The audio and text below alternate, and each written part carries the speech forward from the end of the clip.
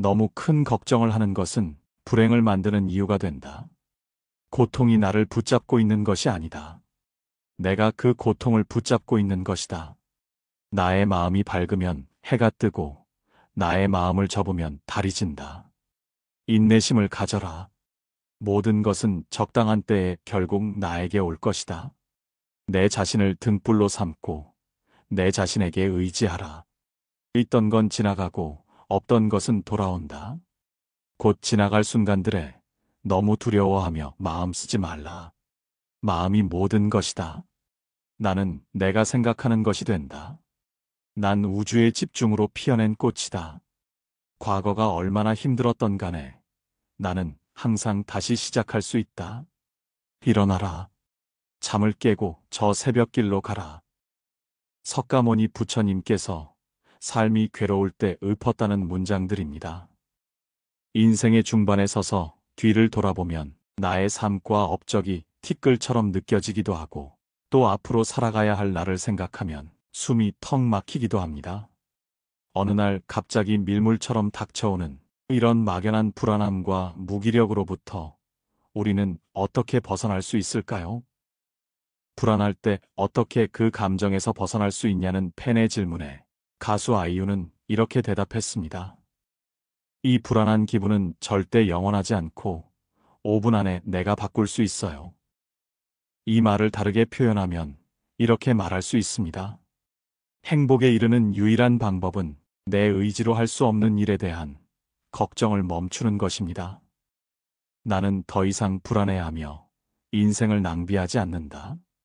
오늘 이야기 드릴 내용은 흔들리는 어른들을 위한 스토아 철학 처방전. 책 불안을 이기는 철학입니다. 행복하기 위해 철학을 읽고 배우는 것이 과연 분명한 효과가 있을까요? 그 대답을 얻기 위해서 영국 엑서터 대학교 교수들이 무려 7,000명을 대상으로 실험을 진행했습니다. 실험 참가자들에게 주어진 미션은 단 하나. 일주일 동안 매일 책을 읽고 토론하며 스토아 철학자처럼 살 것이었습니다. 연구진은 실험을 시작한 날과 마지막 날에 참가자들의 행복 수준을 측정했습니다. 그 결과는 놀라웠습니다. 부정적인 감정이 평균 14% 감소하고 긍정적인 감정이 평균 10% 증가했으며 삶의 만족도가 평균 13% 증가했습니다. 철학을 내 삶에 받아들이는 것만으로도 행복도가 급상승한 것입니다. 그것도 단 일주일 만에 말이죠. 어떻게 이토록 놀라운 결과가 나올 수 있었을까요? 스토어 철학자처럼 살기 위해 실험 참가자들이 지켰던 5가지 원칙입니다.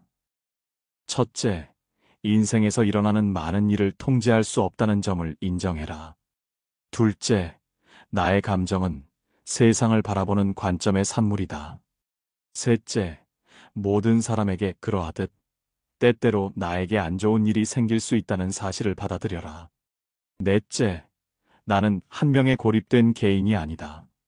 나를 인류의 일부 또는 자연의 한 부분으로 바라봐라. 다섯째, 내가 가지고 있는 것은 내 것이 아니다. 단순히 누군가가 빌려준 것이며 언젠가는 돌려줘야 한다. 스토아 철학은 무엇보다도 실용성이 돋보이는 철학입니다. 비행기를 놓쳤을 때, 길이 막히는데, 앞차가 끼어들었을 때, 무시무시한 병에 걸렸다는 진단을 받았거나 죽음을 앞두었을 때 등 대부분 상황에서 유용합니다. 더 이상 불안해하며 인생을 낭비하지 마세요. 막연한 불안과 무기력으로부터 자유로워지는 나를 단단하게 만들어줄 스토아 철학 수업. 지금 바로 시작하겠습니다. 죽음을 인식할 것. 나의 죽음을 자주 생각해 봄으로써 두려움을 없애라. 부정적 시각화를 연습할 때는 다른 사람의 죽음을 생각하는 것뿐만 아니라 내 죽음에 대해서도 생각해 봐야 한다.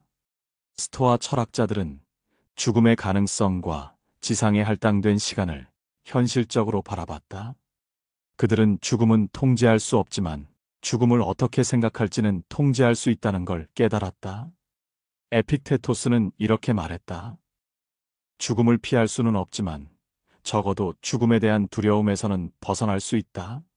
스토아 철학자들은 죽음이라는 현실을 인정함으로써 죽음에 대한 공포에서 벗어났다.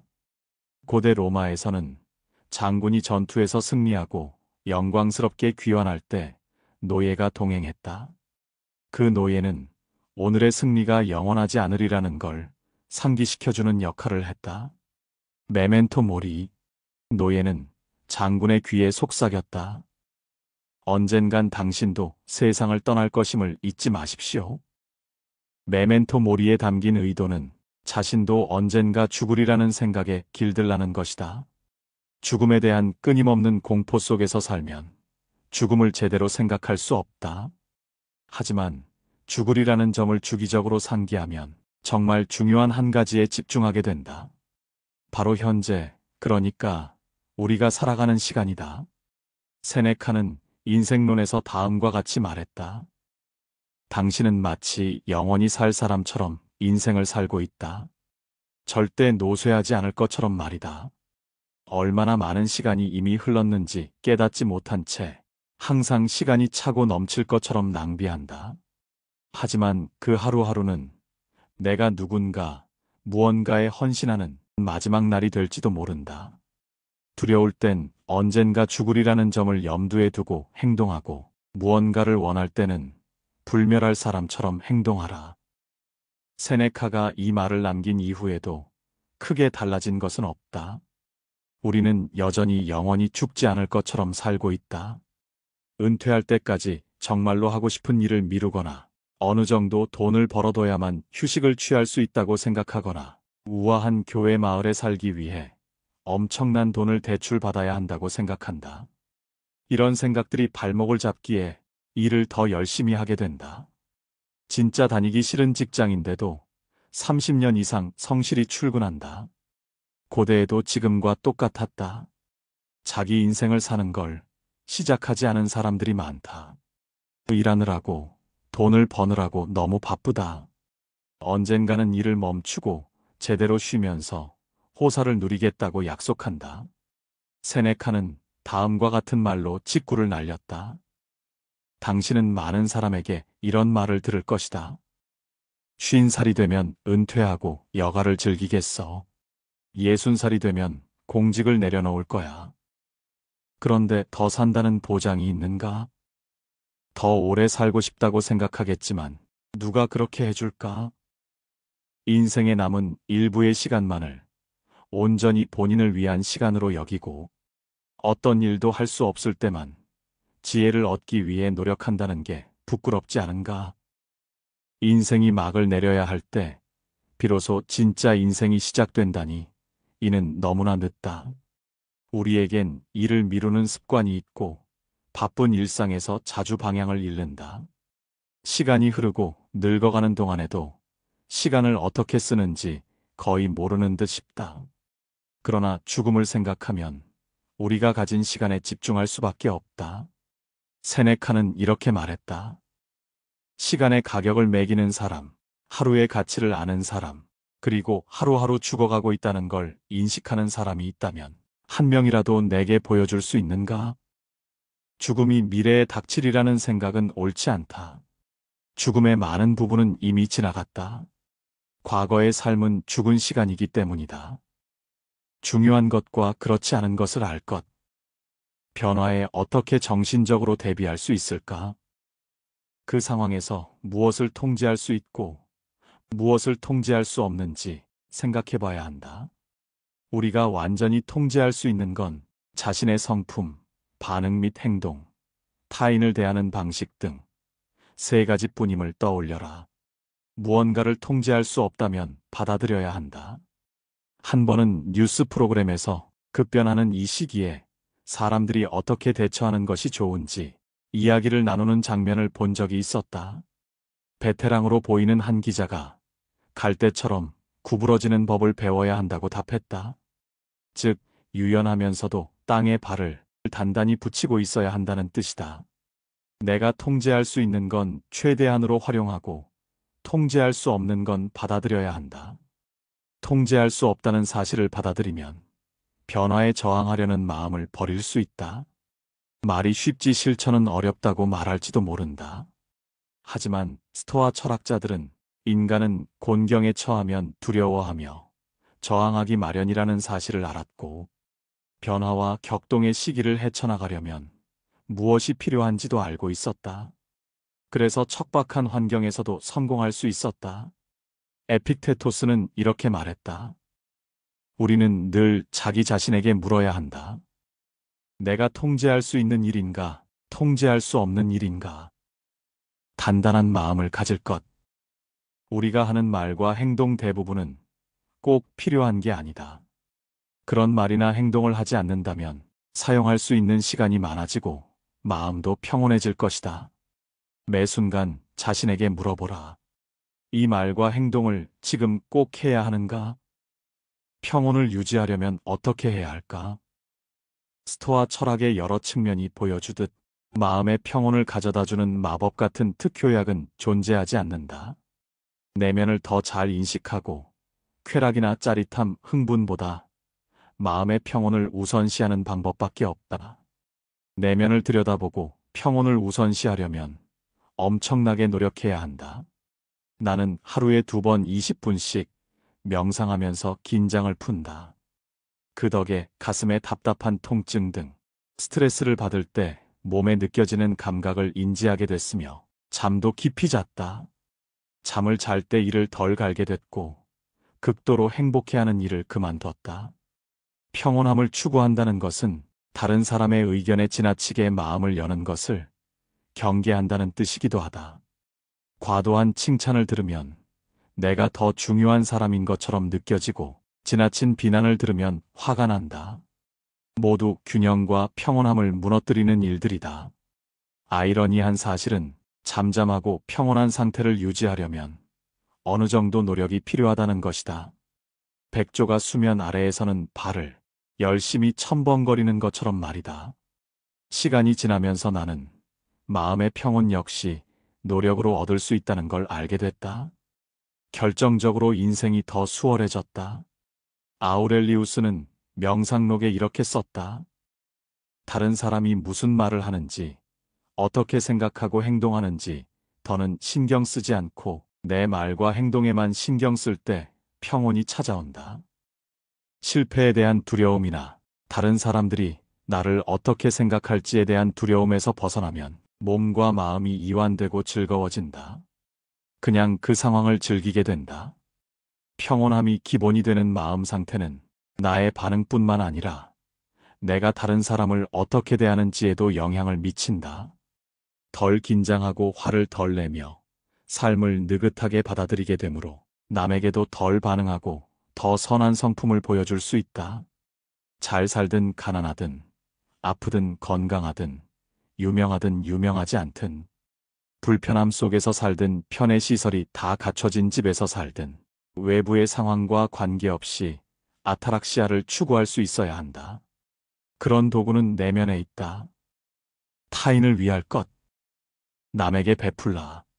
주고자 하는 마음은 인간다움의 핵심이다. 그게 없다면 우리는 야생동물과 다를 바가 없다. 세네카는 선물을 주는 것이 우리에게 자연의 선물을 많이 내려준 신들을 모방하는 방법이라고 봤다. 또 선물을 받는 가장 이상적인 태도는 고마워하는 것이라고 했다. 이런 방식으로 주고받으면 성품과 덕목을 기를 수 있다. 나아가 스토아 철학의 원칙에 따르면 선물을 주는 사람은 그 대가로 아무것도 기대해서는 안 된다. 그러므로 익명으로 선물하는 게 이상적이다. 보상이 있으리라고 예상하고 무언가를 주거나 어떤 일에 대한 대가로 선물을 주는 건 스토아 철학의 본질에 어긋난다. 우리는 다른 사람의 행동이나 반응을 통제할 수 없다. 따라서 선물을 줄 때 상대방이 감사 인사를 하거나 감사하는 행동을 하리라고 기대해서는 안 된다. 그렇다면 주는 방식은 어때야 할까? 세네카는 이렇게 답했다. 받을 때와 같은 방식으로 주어야 한다. 쾌활하게, 빨리, 주저없이 주어야 한다. 손에 붙잡고 있어서 얻는 이득은 전혀 영광스럽지 않다. 전곡을 찌르는 메시지다. 스토아 철학에 따르면 성품은 내가 통제할 수 있다. 인생은 가혹하고 예측하기 어려우므로 우리는 최선을 다해 성품을 빚고 유지해 나가야 한다. 철학자들에게 선한 성품이란 용기와 절제, 지혜 그리고 정의라는 네 가지 덕목을 기르는 것이었다. 그래서 선한 사람이 되는 것이 스토아 철학 여정의 목표에 포함됐다. 하지만 다행히 선한 사람이 되도록 그를 바꾸려는 생각은 버려야 한다. 아우렐리우스는 다음을 자신에게 상기시키며 성품이 좋지 않은 사람을 인내하는 법을 배웠다. 아침에 일어나면 우선 자신에게 이렇게 말하라. 오늘 나는 다른 사람의 일에 참견하기를 좋아하는 사람, 은혜를 모르는 사람, 오만한 사람, 교활한 사람, 잘 속이는 사람, 시기심이 많은 사람, 이기적인 사람들을 만나게 될 것이다. 이 사람들이 그렇게 행동하는 것은 선과 악을 구분할 수 없기 때문이다. 그러나 나는 선의 본질은 아름다운 것이고 악의 본질은 추한 것임을 알고 있으며 악을 행하는 사람들의 본성도 나의 본성과 같고 그들 역시 나의 형제라는 사실을 알고 있다. 그러므로 나는 그들 중 누구한테서도 해를 입을 수 없으며 누구도 나를 저열한 사람으로 만들 수 없다. 나는 나의 형제인 그들에게 화를 낼 수 없으며 또한 그들을 미워할 수도 없다. 우리는 두 손이나 두 발, 두 눈 또는 윗니와 아랫니처럼 서로 협력하도록 태어났기 때문이다. 서로 반목하고 등을 돌리는 건 자연의 섭리에 어긋나는 일이다. 에픽테토스는 아름다운 철제 등잔을 훔친 도둑을 예로 들었다. 등잔을 잃어버린 이유는 내가 도둑보다 경계심이 적었기 때문이다. 하지만 그는 등잔 값을 치렀다. 도둑이라는 이름으로 불리게 됐으니 자신의 신의와 등잔을 맞바꾼 것이다. 에픽테토스가 등잔만 잃은 데 비해 도둑은 더 큰 걸 잃었다. 바로 자신의 성품을 훼손한 것이다. 섣부르게 판단하지 말 것. 판단은 행동 방식을 결정하기 때문에 무척 중요하다. 이성을 사용하면 감정의 흐름을 어느 정도 통제할 수 있다. 우리는 하루에 6만 가지 이상의 생각을 하는데 훌륭한 것도 있지만 그중 대부분은 쓸모가 없다. 그러므로 행동하기 전에 이성을 사용하여 생각을 분류해야 한다. 우리는 종종 다가오는 상사와의 회의처럼 부담이 되고 걱정스러운 일을 계속 생각하지만 그런다고 해서 실제 회의의 방향을 바꿀 수 있는 건 아니다. 준비만이 그 방향을 바꿀 수 있다. 어떤 일을 머릿속에서 떨쳐내지 못하고 집착하면 우리의 생각은 정크푸드처럼 되어버린다. 몸에 좋지 않고 영양이 부족하며 일을 완수하는데 필요한 에너지를 공급하지 못하는 게 정크푸드 아닌가? 되도록 정크푸드를 줄이는 게 좋은 것처럼 쓸모없는 생각은 최대한 줄이는 게 좋다. 에픽테토스는 다음과 같은 명언을 남겼다. 당신에게 어떤 일이 일어났느냐는 중요하지 않다. 진정으로 중요한 건 그 일에 어떻게 반응하느냐다. 스토아 철학자들은 이성적인 사고 능력을 아주 중요하게 생각했다. 인간은 이성적으로 사고하는 능력을 타고나며 그 능력을 사용하면 너무 들뜨거나 잘못된 감정 상태에서 벗어날 수 있다. 어떤 기준으로 판단해야 하는가? 주관적인 판단을 넘어 사물의 진리를 바라보려는 자세는 현실을 살아가는데 꼭 필요하다. 아우렐리우스는 이렇게 말했다. 우리가 듣는 모든 말은 사실이 아니라 의견이다. 우리가 보는 모든 것은 관점이지 진실이 아니다. 깨어나라. 환상을 현실로, 꿈을 사실로 바꿀 준비가 됐다면 내가 원하던 모든 걸 찾을 것이다. 마침내 삶이 의미 있고 인생이 아름다워질 것이다. 감정의 동요를 줄이는 법. 인간은 서로를 돕기 위해 태어났다. 분노는 서로를 망치는 길이다. 선을 행하면 낯선 사람까지도 돕지만 분노하면 내가 아끼는 친구들까지도 공격하게 된다. 서로 돕는다는 건 다른 사람을 위해 자신을 희생할 준비가 돼 있음을 의미하고 분노한다는 건 다른 사람까지 위험에 빠뜨린다는 걸 의미한다. 누군가가 나를 화나게 하면 어떻게 해야 할까? 정말 간단하다. 세네카의 말을 빌리자면 이렇다. 우리는 악한 사람들 사이에서 살아가는 악한 사람들이다. 이 사실에 차분히 반응하는 유일한 방법은 서로를 너그럽게 대하기로 합의하는 것이다. 우리는 모두 무기를 내려놓고 서로를 너그럽게 대해야 하며 애초에 분노해서는 안 된다. 오늘날 우리가 살아가는 세계에서는 모든 일이 너무 빨리 부정적으로 전개되고 냉정함을 찾아보기가 어렵다. 이런 분노의 인큐베이터 속에서 살아가는 우리는 어느 때보다 느긋해야 한다. 화를 내지 않는 가장 좋은 방법은 화를 내게 하는 미끼에 낚이지 않음으로써 애초에 화를 저지하는 것이다. 일단 분노에 휩싸이면 건강한 마음 상태로 되돌아가기가 어렵다. 마음이 불타올라도 된다고 허락하고 자유의지에 화를 낼 권한을 주면 이성이 힘을 발휘하지 못하게 된다. 그러고 나면 내가 허용하는 정도가 아니라 자기 멋대로 원하는 만큼 화를 내게 된다. 반복해서 말하지만 적은 반드시 마주해야 하며 국경선 가장 바깥쪽에서 퇴치해야 한다. 적들이 성문을 뚫고 도시에 진입하면 포로들이 기세등등해질 것이기 때문이다. 세네카는 너무 예민하거나 응석바지로 자랐거나 과잉 보호를 받은 사람은 빠르게 화가 날 수 있다고 생각했다. 화를 낼 만한 자격이 있다는 느낌을 과도하게 발달시켜 왔거나 지나치게 떠받들어졌거나 편안한 느낌에 너무나 익숙하기 때문이다. 충분히 단련돼 있지 않기 때문에 많은 일을 견디기 힘든 것이다. 철학자들은 근본적으로 회복 탄력성을 기르라고 주장했다. 회복 탄력성을 갖춘 사람은 부당한 일에 처하더라도 분노하거나 마음 졸이지 않고 그 상황을 어떻게 헤쳐나갈 수 있을지를 생각한다. 꼭 다른 사람에게 분노를 내뿜어야 하는 건 아니며 분노할 때 느껴지는 감각을 인생의 변화가 필요하다는 신호로 바라볼 수 있다. 그러면 분노는 직관으로 변한다. 분노를 느낄 수는 있지만 그럴 때면 세네카가 추천한 기법을 사용해보자. 반응하지 않고 기다리는 것이다. 처음에 받은 강력한 느낌을 이성적인 마음에 차분한 햇빛 아래 비춰보면 왜 불만족스럽고 좌절하는지, 어떤 변화가 필요한지에 대한 단서를 발견할 수 있다. 내가 의롭다는 생각은 위험하다. 분노에는 의로움이라는 요소가 담겨 있다.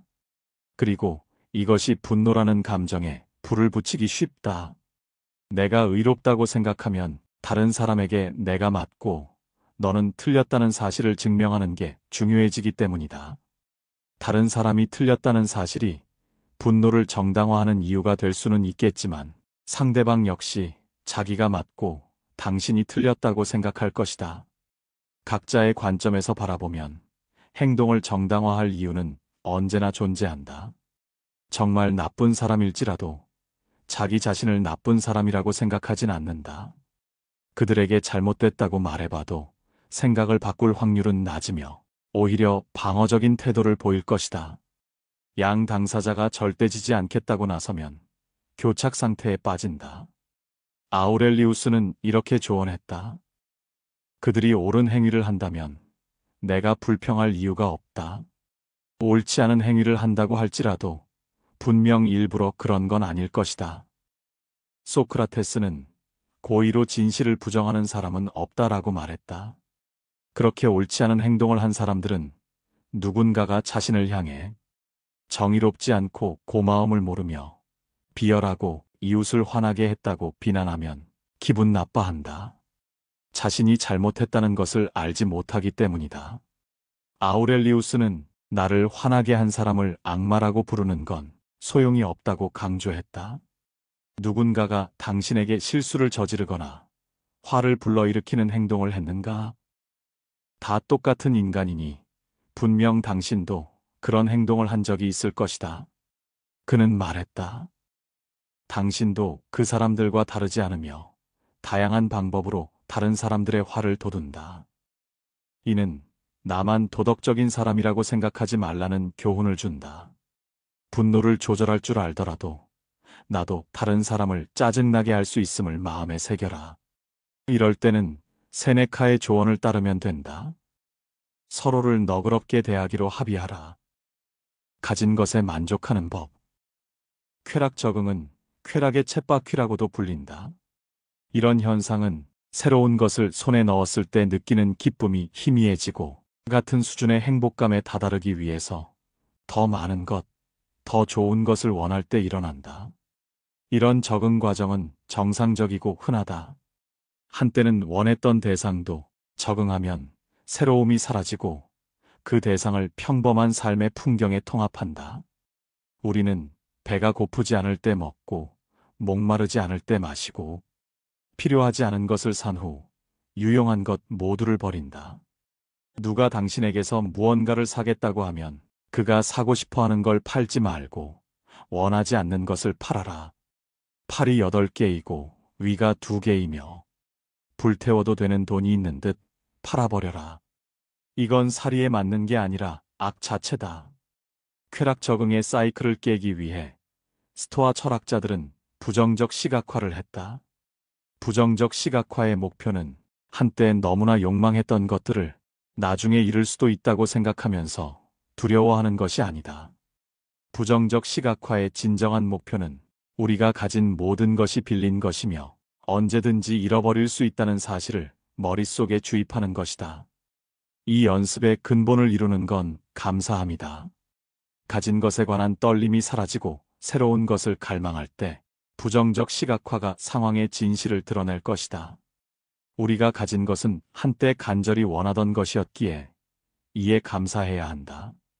세네카는 가난한 사람은 너무 적은 것을 가진 사람이 아니라 더 많이 갈망하는 사람이다라고 말했다. 삶이 버거울 때 비교하지 않는다라는 규칙은 일상에만 유용한 게 아니다. 나보다 더 좋은 차를 몰거나 잘 나가는 회사에 다니거나 말을 더 잘 듣는 자식을 둔 사람과 비교할 때만 유용한 게 아니라 삶이 갑자기 절망의 나락으로 떨어질 때도 쓸모가 있다. 상황이 좋을 때 남과 끊임없이 비교한다면 상황이 좋지 않을 때는 정말로 고군분투하게 될 것이다. 암에 걸렸거나 몸이 축나는 치료를 장기간 받고 있거나 가까스로 병에서 회복되는 중이라면 건강한 사람과 나를 비교하는 건 고문이다. 2번 고통받기에 정말로 비참해진다. 실제 병으로 고통받는 동시에 다른 사람과 비교할 때 내가 못났다고 느껴지기에 더 고통스럽다. 나는 질병 자체를 통제할 수 없다. 신체는 부분적으로만 통제할 수 있기 때문이다. 하지만 계속해서 다른 사람과 비교함으로써 자신을 비참하게 하는 것은 내가 통제할 수 있는 영역 내의 일이다. 비교하지 말라라는 말은 지금까지의 습관을 거스르라는 조언이다. 모든 사람은 별 생각 없이 자신과 남을 비교한다. 비교는 질투, 시기, 우월감 또는 열등감으로 이어져 심리적인 고통을 초래할 수 있다. 스토아 철학에는 비교에 관한 해결책이 있다. 비교의 유해한 측면은 제쳐놓고 나와 비슷한 위치에 있는 사람에 비추어 내 모습을 바로잡는 것. 한마디로 롤모델을 두는 것이다. 롤모델을 가지면 내가 되고 싶은 모습과 내가 이룰 수 있는 것에 기준선이 마련되므로 발전을 추구할 수 있다. 불안을 이기는 법. 에픽테토스는 위기가 나의 진짜 정체를 드러낸다고 봤다. 상황이 사람의 품성을 빚는 건 아니다. 상황은 그가 어떤 사람인지를 드러낼 뿐이다. 사람이나 물건, 부 등 무언가를 잃을까봐 불안하다면 이런 것들을 소유하는 건 통제 범위 밖의 문제임을 기억하라. 이 중 몇 가지는 선호될지라도 소유 여부에는 무심해져야 한다. 앞서 잠깐 언급했듯이 에픽테토스는 아름다운 등잔을 훔쳐간 도둑을 예로 들었다. 사당 옆에 철제 등잔이 놓여 있었다. 나는 창문 밖에서 나는 소리를 듣고 아래층으로 뛰어내려갔고 등잔을 도둑 맞은 걸 알게 됐다. 곰곰이 생각해보니 비합리적인 이유로 이 등잔을 훔친 건 아닐 것 같았다. 내일 그 자리에는 값싼 도기 등잔이 놓일 것이다. 사실 사람은 가진 것만 잃을 수 있는 법이다. 불안감에 휩싸일 때면 아우렐리우스의 가르침을 떠올리자. 상상에 압도당하지 말고 내가 할 수 있고 해야 하는 일을 하라. 스토아 철학자들은 한 번에 한 걸음씩 나아가고 현재에 집중하라고 말했다. 이는 과거의 몽상에 잠기거나 미래의 환상을 품거나 두려워하면서 혼란스러워하지 말고 지금 내 앞에 있는 일만 다뤄야 함을 의미한다. 지금 이 순간을 소중히 여기라. 이 순간의 특별함에 몰입해보라. 이 사람, 저 사람의 말에 답하고 도전해보며 행동해보라. 더는 회피해서는 안 된다. 쓸데없는 고민을 하지 말라. 지금 내 위치에서 온전히 살아가려면 진정한 의미에서 인생을 살아야 한다. 팔짱 낀 채 구경하지만 말고 참여하라. 노력하라. 에픽테토스의 말이다. 무언가를 잃는데 불안해서는 안 된다는 사실을 상기시키고자 이 구절을 인용했다. 등잔, 직업, 돈, 심지어 우정마저 얻을 때도 있고 잃을 때도 있다. 우리가 걱정하고 집중해야 하는 건 성품이다. 그리고 성품을 함양하는 건 전적으로 우리가 통제할 수 있는 범위에 있기에 불안해할 필요가 없다. 애도하는 법. 사랑하는 사람들이 죽기 전에 슬퍼하려면 그들이 세상을 떠나기 전에 죽음을 시각화해 봐야 한다. 장례식을 상상하고 머릿속으로 추도사를 건네는 연습을 해보라. 추도사를 건네는 걸 머릿속으로 상상함으로써 또는 일기장에 메모함으로써 내가 애도하는 사람의 위대하고 긍정적인 특성을 기억하게 될 것이다. 그 사람을 살아있을 때 만날 수 있다는 게 얼마나 설레고 멋진 일인가. 그 사람의 독특함과 그와의 관계에 다시금 감사함을 느끼게 될 것이다. 사랑하는 사람들이 살아있는 동안 그들의 죽음을 애도하면 내가 감사할 수 있을 때 그들의 존재에 감사를 표할 수 있다. 하고 싶은 말이 있다면 마음속에 묵혀두지 말고 전해야 한다. 친구나 가족 관계에 소홀하지 말고 그들과의 시간을 적절하게 즐겨라. 친구나 자녀와 시간을 보내면서 스마트폰에 정신이 팔려 있으면 안 된다. 에픽테토스는 친구들이 세상을 떠나서 뿐만이 아니라 친구들과 다퉈서 또는 상황이 변해서 우정을 잃을 수도 있다고 말했다. 그러므로 지금 주변에 있는 사람들과의 시간을 최대한 활용해야 한다. 또 우리에게 주어진 삶에 감사해야 한다. 친구들이 갑자기 죽거나 나이가 들기도 전에 세상을 떠날 수 있는 것처럼 나도 언제든 죽을 수 있다. 우리가 즐기는 모든 것에는 끝이 있음을 예상해야 한다. 아주 먼 훗날까지 기다렸다가 세상과 세상에 있는 모든 것을 즐기고 싶진 않을 것이다. 우리는 수많은 장례식에 다녀오고서도 실제로는 죽음을 생각하지 않는다. 얼마나 많은 사람이 제명을 다하지 못하고 죽었는가? 우리는 아들이 성년이 되고 군에 입대하고 아버지의 재산을 물려받는 일만을 생각한다. 얼마나 많은 부자가 바로 우리 눈앞에서 빈곤으로 추락했는지 생각해보라. 우리의 재물도 그들과 같은 위험에 노출됐다고 생각해 본 적이 있는가? 그런 생각을 해본 적이 없기에 불행이 닥치면 충격을 받고 무너지는 것이다. 철학자들은 말한다. 죽음은 좋지도 나쁘지도 않다. 죽음 자체로는 좋은 일도 나쁜 일도 될 수 없다. 죽음은 가치 중립적이고 결국 좋은 것도 나쁜 것도 아니기에 행운도 불운도 가져다 주지 않는다. 좋은 일이든 나쁜 일이든 각자의 의미로 공을 들여야 하기 때문이다. 에피쿠로스의 가르침이 메아리치는 듯하다. 죽음은 걱정거리가 되지 않는다. 내가 존재하는 한 죽음은 존재하지 않기 때문이다. 그리고 죽음이 닥치면 나는 더는 존재하지 않는다. 잘 죽는 법. 세네카는 루키리우스에게 보내는 편지에서 죽음에 대한 두려움을 극복하는 방법을 알려줬다. 바로 누군가가 죽는 장면을 리허설하는 것이다. 그는 이렇게 말했다. 만족스럽게 삶을 마무리하는 모습을 상상하며 죽는 예행 연습을 해보게. 많은 이는 삶을 놓아주려고 하지 않고 삶에 집착하네. 급류에 휩쓸려 내려가는 순간에도 가시덤불이나 뾰족한 바위를 붙잡고 매달리는 거지. 대부분 사람은 죽음에 대한 두려움과 삶의 고단함 사이를 왔다 갔다 하면서 살아간다네. 그들은 살고 싶어 하는 마음이 없지만 어떻게 죽어야 할지도 모르네. 그러니 죽음에 대한 모든 걱정을 떨쳐버리면 삶이 즐거워질 수 있다네. 언젠가는 죽으리라는 걸 깨닫고 죽음에 대한 걱정을 내려놓는다면 더 여유로운 삶을 살 수 있을 뿐 아니라 더 편안하게 죽음을 맞이할 수 있을 것이다. 세네카의 말에는 우리는 어차피 언젠가 세상을 떠날 테지만 만족스럽게 떠날지 아닐지는 내가 선택할 수 있다는 본질이 담겨 있다. 휴가를 보낸 후 호텔에서 체크아웃하는 것처럼 말이다. 죽음이 다가오는 시기와 방법은 우리가 통제할 수 없다. 하지만 죽음에 대한 두려움과 이에 대한 반응은 우리가 충분히 통제할 수 있다. 인생에서 한 바퀴를 돌면 제자리로 돌아온다.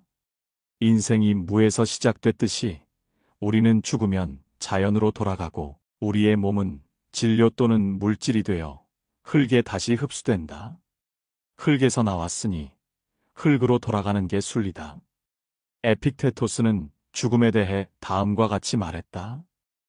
나를 구성하는 부분은 변화하여 우주 일부로 줄어들고 다시 우주의 또 다른 일부로 변화할 것이다. 이 과정은 계속된다. 명랑하게 죽음을 받아들여라. 죽음은 한 생물을 구성하는 요소가 해체되는 것, 그 이상도 그 이하도 아니다. 개별적인 요소들이 계속해서 다른 요소로 변화한다는 사실에 가슴 아프지 않다면 왜 변화와 분리를 두려워하는가? 이는 자연스러운 것이며 자연은 악하지 않다. 죽음은 스토아 철학을 구성하는 중심 원리다. 스토아 철학자들은 언제나 죽음을 염두에 뒀다. 인생을 두 번 살 수 없다는 걸 알면 지금의 인생을 온전하게 살아갈 수 있기 때문이다. 결국 우리는 매일 죽어간다. 그리고 지금까지 살아온 모든 날은 이미 죽음의 소나기 안에 있다. 죽음이라는 과정은 평생 걸리지만 결국 목적지에 도달한다는 점에는 의심의 여지가 없다. 이 책을 아우렐리우스의 글로 마무리하고자 한다. 옳은 일을 하라. 나머지는 중요하지 않다. 춥든 따뜻하든 피곤하든 푹 쉬고 있든 멸시받든 존경받든 상관없다. 죽어가든 아니면 다른 과제를 처리하느라 바쁘든 옳은 일을 해야 한다. 죽는 것도 인생의 과제 중 하나이기 때문이다. 그리고 할 일을 하라. 내면을 들여다보라. 어떤 일이든 본질을 놓쳐서는 안 된다. 모든 것이 언젠가는 하나가 된다고 가정하면 오래지 않아 현존하는 모든 것이 변화하고 연기처럼 솟아오르거나 파편이 되어 흩어지리라는 걸 알 수 있다. 의는 신을 생각하며 하나의 이타적인 행위에서 또 다른 이타적인 행위로 옮겨가기 위해서다. 그곳에는 오직 즐거움과 고요함만이 있을 뿐이다. 처한 상황 때문에 부득이하게 흔들릴 때는 즉시 내면으로 돌아가 리듬을 잃지 않도록 주의하라. 계속해서 내면으로 돌아가면 조화를 더 잘 이해할 수 있을 것이다. 여기까지 책 불안을 이기는 철학이었습니다. 책에 등장한 스토아 철학자들, 아우렐리우스, 에픽테토스, 세네카. 그들은 거의 2000여 년 전에 살았던 인물들입니다. 하지만 그들의 고민과 걱정, 불안은 우리와 크게 다르지 않았습니다. 남과의 비교, 죽음에 대한 공포, 인간관계의 어려움 등 그렇게 걱정과 불안이 몰려올 때 스토아 철학자들은 나와 외부의 세계를 분리시켜 현실적으로 바라보며 자신이 통제할 수 없는 일에는 에너지를 낭비하지 않는 것에 집중했습니다. 우리는 우리의 행동 외에 통제할 수 없는 것들이 너무나 많습니다. 오늘의 날씨는 물론이고 사고나 질병, 10달 배 아파서 낳은 자식들도 마찬가지입니다. 하지만 우리는 삶의 많은 부분이 나의 통제권 안에 있다고 착각합니다. 그렇게 생각하기 때문에 내가 원하는 대로 흘러가지 않았을 때 걱정이 되고 화가 나며 불안해지지요. 이제는 특정 상황에서 통제할 수 있는 것과 통제할 수 없는 것을 구분해 보세요. 그것이 바로 불안에 갇힌 나를 구하는 시작점이 될 것입니다. 우리가 반백년 이상을 살며 숱하게 들어온 말이 있습니다. 모든 것은 결국 내 마음먹기에 달려 있다. 결국 스토아 철학의 핵심도 이런 것이 아닐까 생각됩니다. 우리가 바꿔야 하는 것, 그리고 바꿀 수 있는 것은 세상이 아니라 나 자신뿐입니다. 흔히들 인생을 항해에 비유하곤 합니다. 바다는 잔잔해 보이다가도 순식간에 흐려지고 폭풍우가 들이닥치기도 하죠. 그렇다고 배의 키를 남에게 쥐어줄 수는 없는 일이죠. 인생 역시 마찬가지입니다. 내가 원하는 삶을 살고 싶다면, 진정한 행복을 누리고 싶다면 과감히 배의 키를 쥘 수 있어야 합니다. 인생이라는 항해에서 오로지 키를 쥘 사람만이 자신의 존엄성을 지킬 수 있기 때문입니다. 내가 어찌할 수 없는 것들로 인한 걱정과 불안, 두려움과 무기력에 쌓여 세월을 흘려보내기보다는 하루하루 조금씩 자기 삶의 주인이 되어가며 진정한 자유와 행복을 누리시길 바랍니다. 이상으로 노후의 비밀 정원이었습니다. 노년의 삶과 애환, 차마 말로 할 수 없었던 고민들, 가슴 속 응어리진 바위덩이 모두 여기에 내려놓고 가십시오. 여러분들의 이야기를 기다립니다. 그리고 이것도 인연인데 구독과 좋아요로 이 인연을 한번 이어가 보는 건 어떠실런지요? 그럼 다음에 또 뵙지요. 그때까지 안녕하십시오.